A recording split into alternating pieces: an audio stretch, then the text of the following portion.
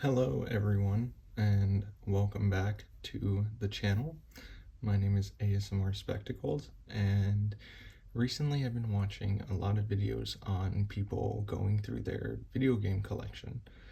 And while I don't have many games on disc myself, I thought that I would just go through mine, so let's get started.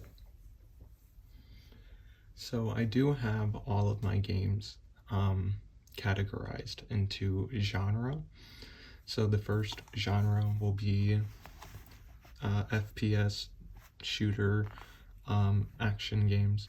So this is Modern Warfare, Call of Duty 4 Modern Warfare. Now, I've been playing this game basically since, I would say, I don't know, I didn't really get Call of Duty until like 2010, and my first Call of Duty was Modern Warfare 2, which is 2 years after this one came out. So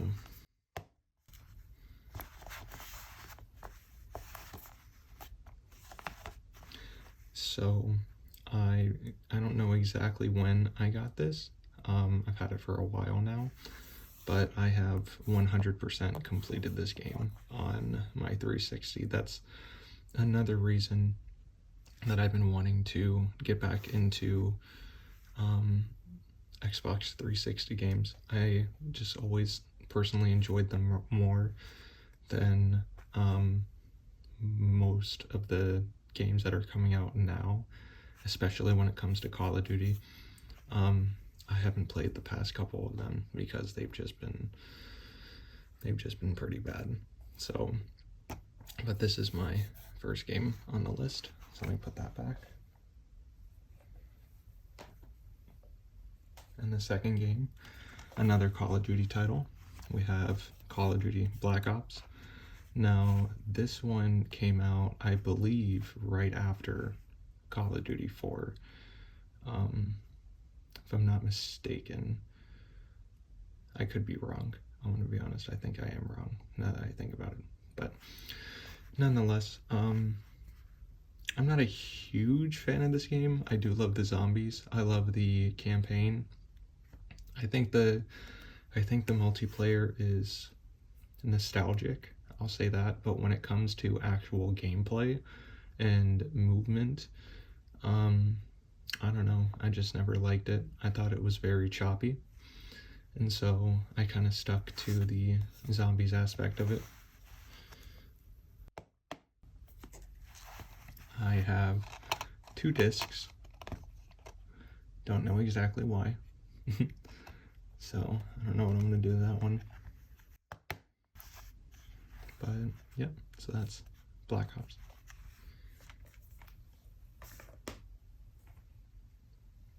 Next up, once again, another Call of Duty title. Quite possibly the best Call of Duty title, in my opinion. It's Call of Duty Black Ops 2. This game came out in 2012, which is 2 years after the previous Black Ops game. Between then, I know Modern Warfare 3 was released. That was 2011's game. And I don't know, I think Black Ops 2 is just definitely the best game, or best Call of Duty. Definitely one of the best games of all time. But definitely the best Call of Duty. I mean, I believe this was the first Call of Duty campaign that allowed you to have multiple endings. I believe the zombies was just a step up, for a huge step up from Black Ops 1 zombies and War zombies. The multiplayer is my favorite by far. It's got one of the best movement systems of any Call of Duty. I loved just the culture of Call of Duty during Black Ops 2 and the Call of Duty community. I was heavily into sniping. I was a sniper. I know that there was a difference, or there was like a defining line between people that sniped or feeded, and then there were people who were trick shotting. I was always one to be a feeder, which is, if you guys don't know what that is, there is a kill feed in Call of Duty multiplayer games, and it comes up with your name, and then if you were to kill someone in the game, it'll come up with your name, the gun that you were using, and then the player you killed. And the point of a feeder was to get each individual name to be yours, or your name killing someone individual with a sniper. And so you could have up to six different names at once, and your goal was to fill them up as much as possible. And it did take some skill to do that. You would have to, run around the map with a gun that, you only have one bullet for, and if you missed, you were probably going to die. And so you had to have 100% accuracy. You had to know the map. So I felt like that was more fun to do than trick shotting. Again, we have 2 discs. I don't know why, but we're going to close that up. I don't want to talk too much about this game, even though I could.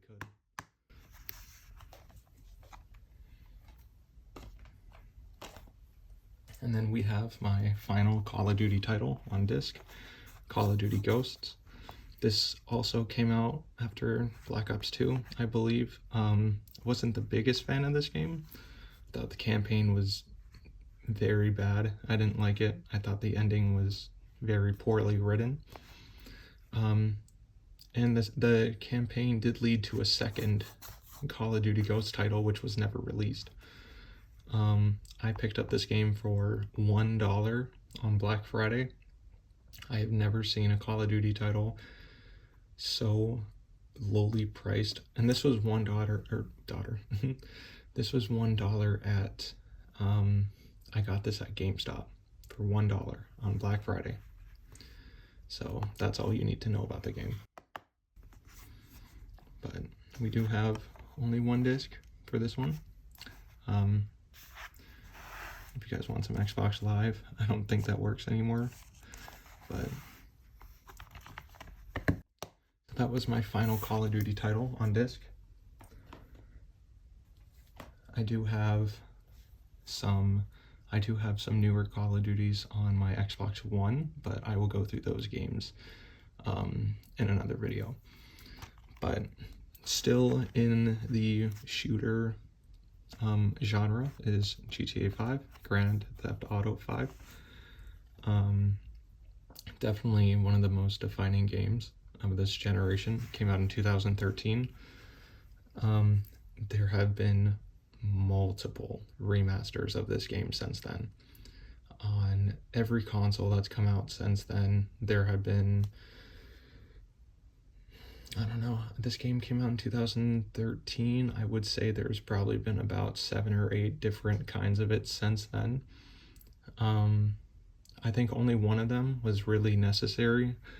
I think it came out about 3 or 4 years later, and it was mainly the use of first person, as well as the PC. I think it's when it came out on PC is when it allowed first person, and then it updated that to Xbox games, I think. I don't know. I wasn't a huge fan of it after a couple years. I actually did. For those of you who were playing back then, there was a way to get basically unlimited money just by duplicating the most expensive car, which was the Veyron, which is an in-game model of the Bugatti, or I think it was a Veyron or Chiron, I don't know exactly which one. It was basically a Bugatti though, that's what people called it. And so it was known as the Bugatti duplicating glitch. I made about 600 million off of it, and I am still living off of that today, 11 years later on the same account. So yeah, but it's overall a good game. Haven't really played it in a while, but yeah.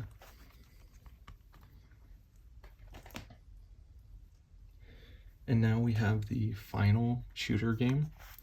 This is Tom Clancy's Ghost Recon Future Soldier. Now, I have never played this game. This was one of the games I picked up with the Xbox. Since I bought it on eBay, I got like 7 or 8 games with it. This is one of them. I have not played it.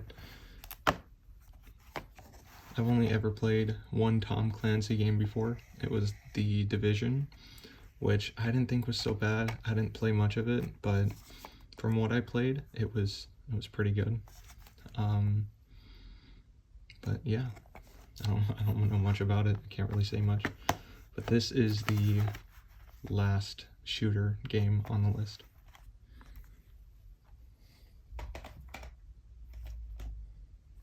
So now we're gonna turn attention to, I would say this is probably my favorite genre of gaming. This is rhythm gaming, specifically Guitar Hero games.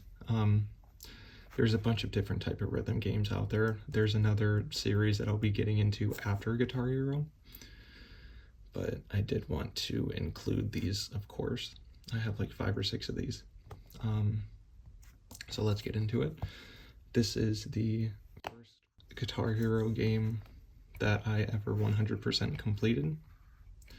It took me a while to actually find it. This is not my first Guitar Hero title, but this is definitely the one and only one that I've ever actually 100% completed. And I will get into that later. Basically, this is probably the easiest game to get 100% on, especially in 2024 and beyond, because this game does not require any Xbox Live achievements. And obviously this game came out in 2006, I believe, 2006. So no one, if the achievements required online achievements, then no one would be on this game. You know, you wouldn't be able to find any matches with anyone. So I was able to 100% it because it's only local achievements.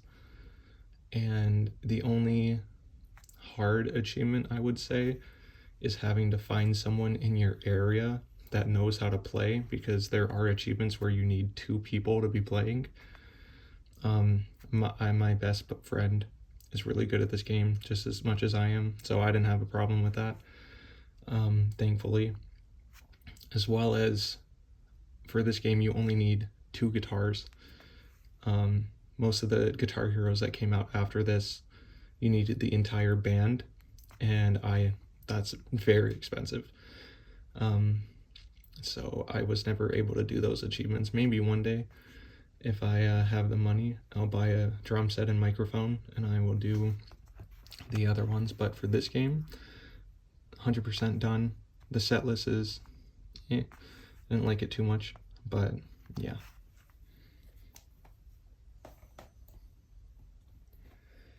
Now I'm going to be talking about one of the first ever Xbox 360 games I ever got.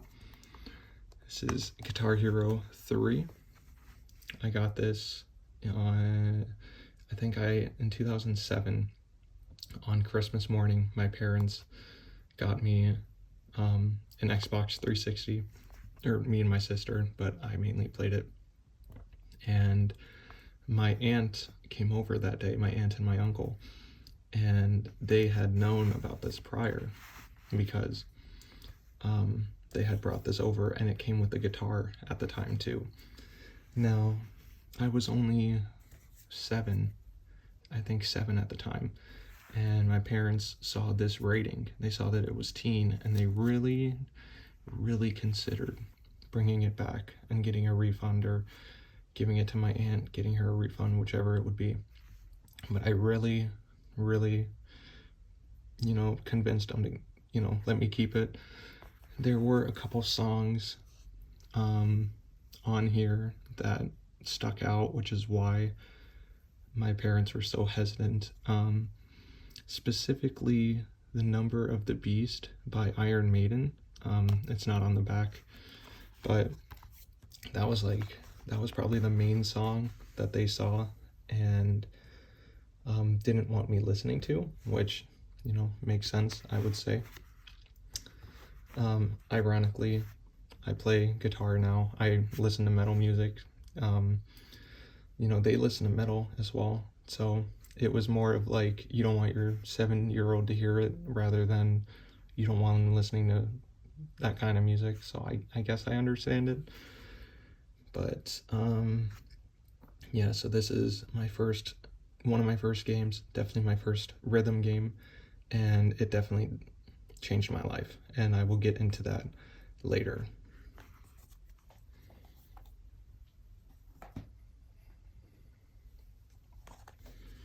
This is Guitar Hero World Tour. This is the first Guitar Hero to incorporate a drum set and a vocalist.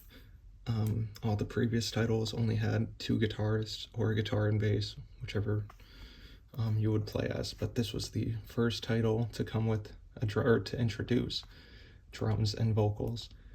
And I never got the drum set. I got the microphone because that was always the cheapest. It was actually cheaper to get the microphone bundle than the guitar bundle.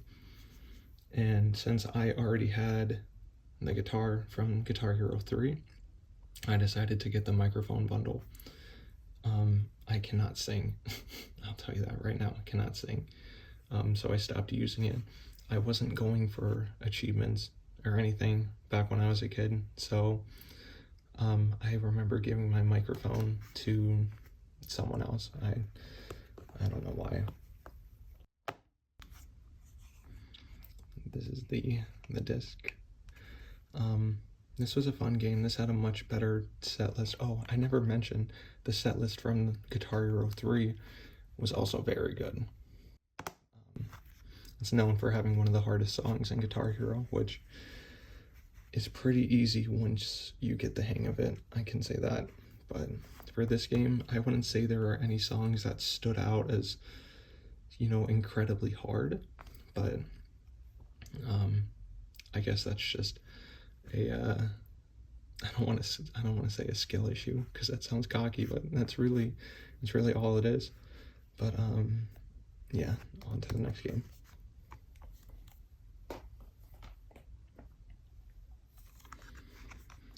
Now, this is my favorite Guitar Hero,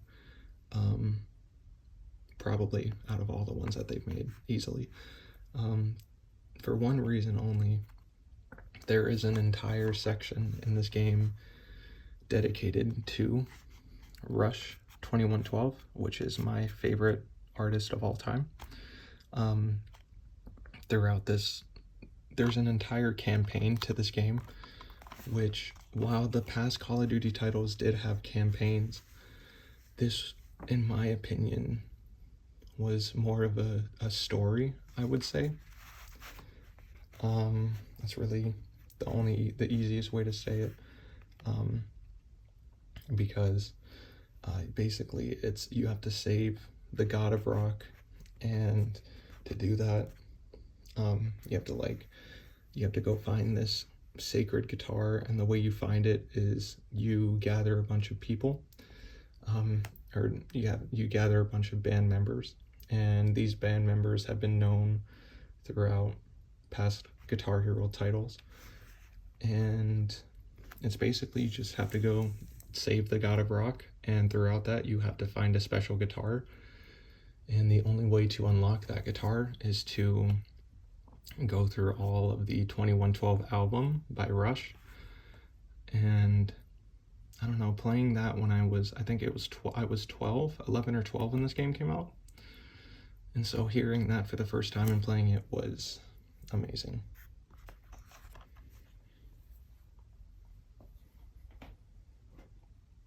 Now, after playing Guitar Hero for 5 years straight, when I got into high school, I thought I'd step it up a notch and finally learn how to play actual guitar.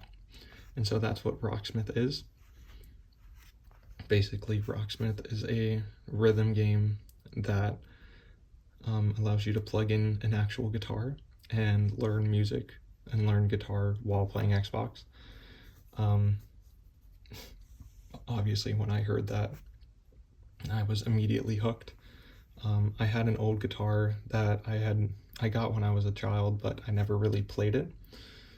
And so I picked that up, I bought this special cord that is USB to 1/4 inch, which is a USB that goes into a computer, and then a 1/4 inch cable that goes into your guitar.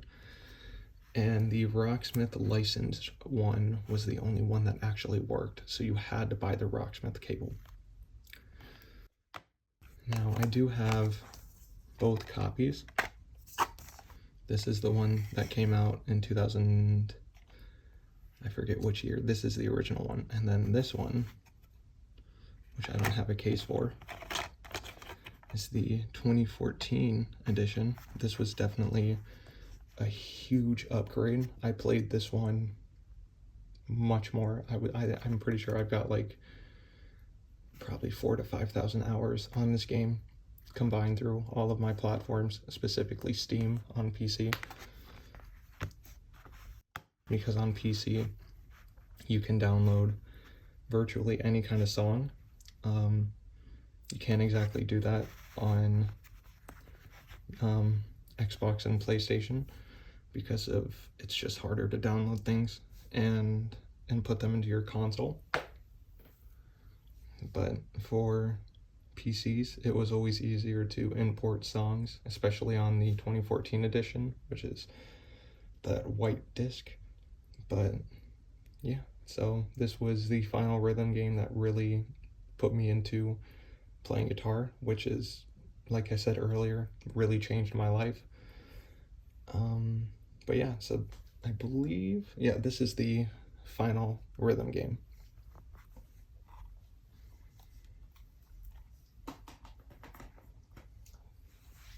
So these next 3 games are kind of miscellaneous, I would say. They don't really have genres or they're not categorized into a genre because I don't have very many of them. So we will start out with Assassin's Creed 2. This was one of the games that I picked up with the Xbox. I've played it a couple times. Never really stuck to it because I have some other games I wanted to be playing. Assassin's Creed 3, on the other hand, is one of my favorite video games of all time. I don't have that on disc for 360. I have it remastered. I have the Xbox One remastered edition, which is amazing. So I have never really played this one, so I'm gonna take this one away now, but yeah.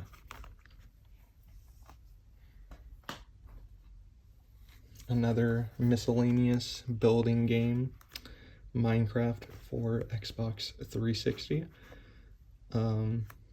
Pretty straightforward game. People who don't play video games know what Minecraft is. It's pretty self-explanatory. It's a building game and a survival game, but mainly building, I would say. There have been multiple editions of this, just like GTA 5, that have come out throughout the years. I don't really play it on this disc too much. I just kind of have it on disc because well, I like physical copies of my games, so yeah.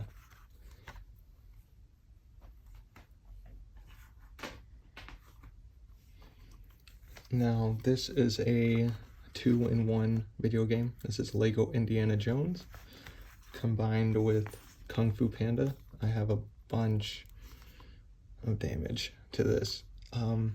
This was actually one of my first video games as well. When I got my Xbox 360, I got about 5 games with it, I believe, and this was one of them, along with Guitar Hero 3, of course. So this was a 2-in-1 game. Comes with the Lego Indiana Jones and the Kung Fu Panda. Okay, well that's not stuck in there. Haven't played too much of it recently. I'd like to get the Indiana Jones game done first because I'm more I like Indiana Jones a lot more than I did Kung Fu Panda, at least the movies. So yeah.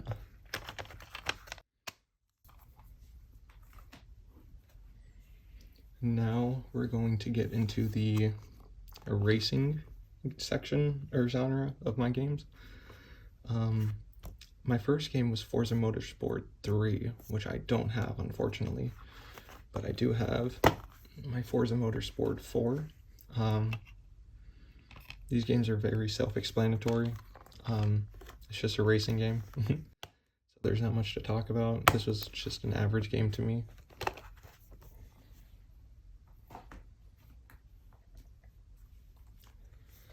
Now, this is Midnight Club LA Complete Edition. This is my most recent pickup, even though I played it back when it first came out. This came out only a couple months after GTA 4 came out, which was 2008 or 2009, one of those 2 years. I've been playing this one recently, and I just got such a nostalgic feeling once I started playing it again. Definitely one of my favorite street racing games of all time. If you guys are a fan of Grand Theft Auto, I would highly recommend this. This is a teen rated game, while Grand Theft Auto are all M rated games. So the main point of this game is racing and becoming the king of the streets. And yeah, that's about it. It's a great game. I highly recommend it.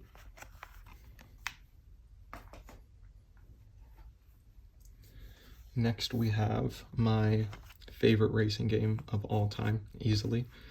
This is Need for Speed Pro Street. I believe this was one of the first games I got as well. I don't know. There's a video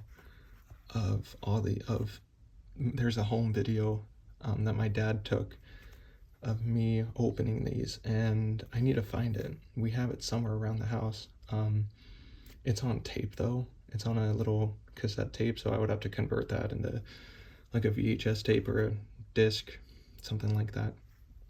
But this is an amazing game. The goal is to become the king racer. This is kind of a nationwide game, while Pro Street was just LA or California, basically LA. Yeah, this is a nationwide kind of game, and so you're just supposed to become the king street racer. There's circuit racing, drag racing, drifting. I think that's the 3. There's probably some other ones as well, but this game I only have it at like 50%. I think I need to go back and play it when I'm done with Midnight LA. But yes, this was a great game. That is the disc. It's got a nice street graphic, which with some graffiti on it, which I always thought was kind of cool, especially as a kid.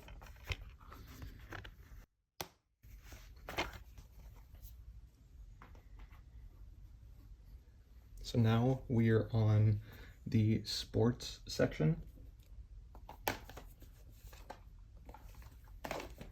I don't have many sports games on disc, but this is where we're gonna start. This is the Bigs. This is an amazing game for anyone who likes arcade baseball games. It's kind of cartoony. It's fun to play. There's power-ups and everything. There's not much to talk about with this game, but we can go ahead and talk about its predecessor. Its successor. That's the right word. We can talk about its successor, the Bigs 2. This is, I would say, probably my favorite sports game of all time. Basically, it's a huge step up from the Bigs. There's much more power-ups in this game. You can tell because Prince Fielder, who's this guy on the cover, he has like a fiery glow that's trailing his bat. Basically, the goal of the game is to become, the goal of the campaign, I would say, is to become the best baseball player to ever live. You become better than Babe Ruth, Jackie Robinson, whoever else. I don't know much about baseball, but I can say that this is my favorite sports game ever.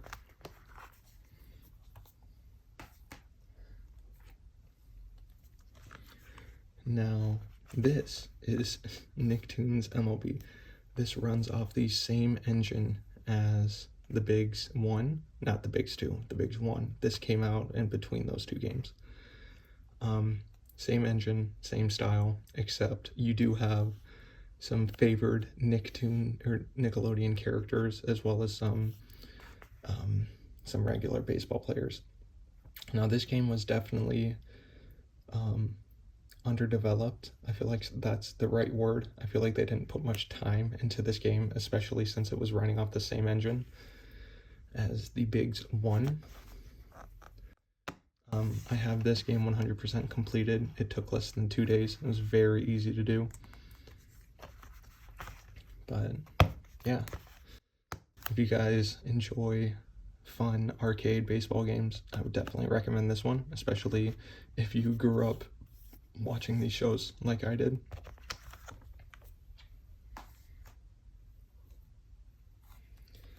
Now, I consider Skate 3 to be a sports game. Not many people do. I believe skateboarding is a sport, especially a very highly competitive sport. But when you get into the big leagues and whatnot, but nonetheless, I do consider skating a sport, and so I do consider Skate 3 a sports game. People can consider it a casual game, which makes perfect sense. But for me, I consider it a sports game. Unfortunately, I do not have it on disc. I don't know exactly where that is, but I have been playing it on my Xbox One because I do have it bought digitally on there.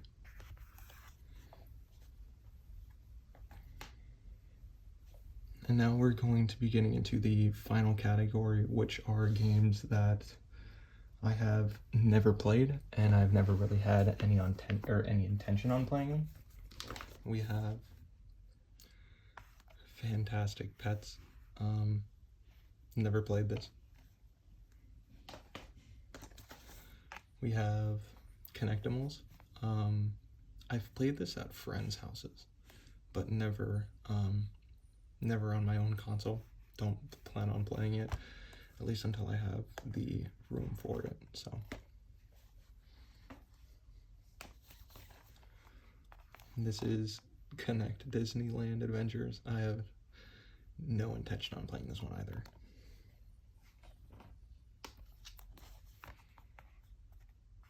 This is Disney Infinity 3. Yeah, and 3. No intention on playing it. This is the Disney Infinity 2.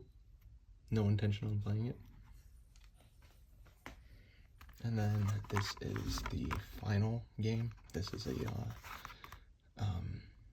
a plain gaming case.